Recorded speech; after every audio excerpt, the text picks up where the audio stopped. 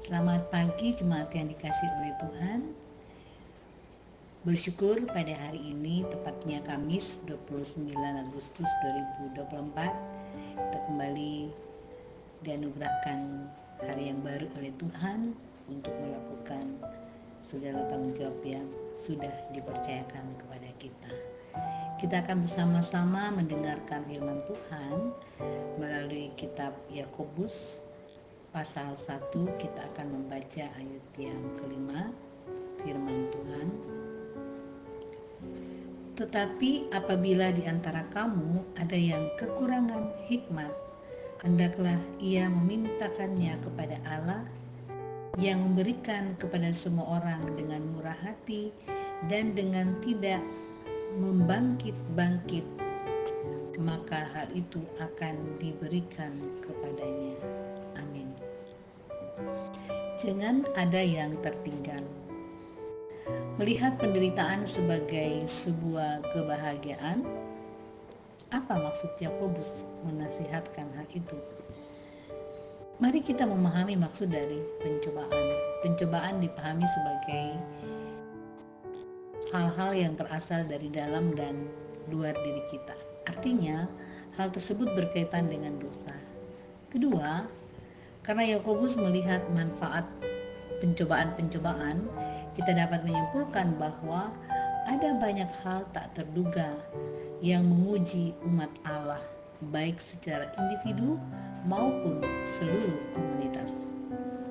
Lebih jauh, Yakobus melihat bahwa bukannya kita menerima begitu saja pencobaan, melainkan tentang cara menghadapinya.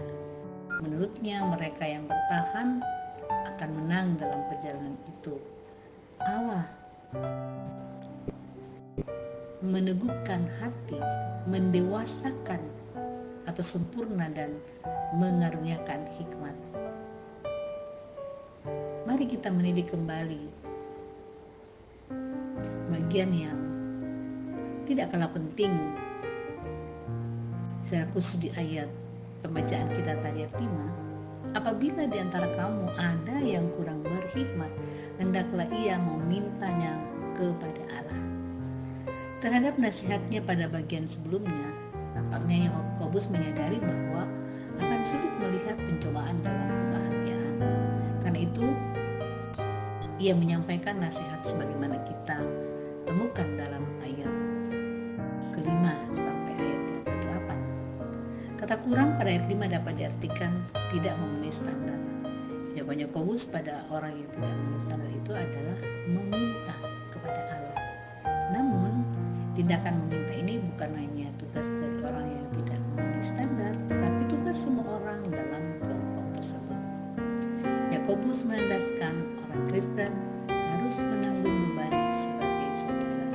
Orang Kristen harus menghadapi pencobaan bersama-sama. Kepedulian kepada sesama orang Kristen agar tidak ada yang tertinggal, kurang hikmat, dan tidak memenuhi standar. Amin. Mari kita berdoa. Ya Tuhan, kami mengucap syukur atas firman-Mu yang telah kami dengarkan pada pagi hari ini. Sungguh meteraikan itu dengan tuntunan kuasa Roh Kudus-Mu di dalam hati dan pikiran seluruh jemaat, sehingga firman ini benar-benar mengambil bagian yang memberi peran penting dalam menopang kami sebagai anak-anak-Mu untuk selalu bersyukur dan menghadapi setiap pencobaan itu bersama-sama, selalu membangun kepedulian kepada sesama orang Kristen, sehingga kami terus berjalan bersama-sama, yang lebih dapat menolong yang kurang, dan sebaliknya yang kurang dapat menjadi sebuah bentuk penyadaran diri bagi kami untuk termotivasi saling tolong-menolong satu dengan yang lain. Tuhan, mampukan kami sebagai jemaat-Mu untuk menjalani hidup sebagai anak-anak Tuhan yang selalu berjalan bersama-sama, dan tentu Tuhanlah yang akan menjadi kekuatan dan sumber hikmat bagi kami dimampukan mewujudkan hal tersebut. memberkati seluruh sidang jemaat dalam melakukan tanggung jawab yang sudah Tuhan karuniakan dapat dikerjakan dengan baik dan semuanya memuliakan nama Tuhan. Bapa di sorga, inilah doa dan syukur kami serahkan seluruh kehidupan kami dan karya kami hari ini.